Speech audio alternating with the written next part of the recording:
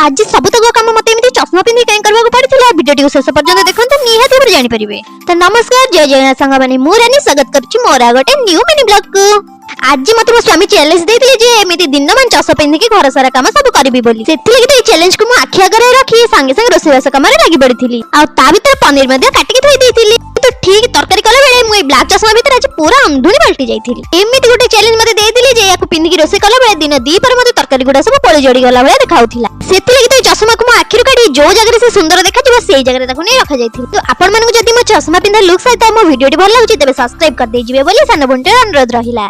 दिन दी पर बाबू हमर ऑफिस रु घर को आसला बेले गरम गरम पेटिस टिए संगर धरी आसीथिले। हाथ रे मोर धरि दे कि एबे गरम गरम अछि एको सब जल्दी जल्दी खाइ दियो बोली कहले। भात रुटी न खाइ कि एई सब टाइम रे एई जिंस के खाए कहले देखि ती स्नेह रे आनिथिली बोली मु त एको कळे खाइ देथि। अबेटर ए सब जिंस खाइ पेट मोर एते फुल हे गेले जे आउ पनीर न खाइ पारी भात डाली सहित मिक्सचर आ बैगन भजा लगे खाइथिली।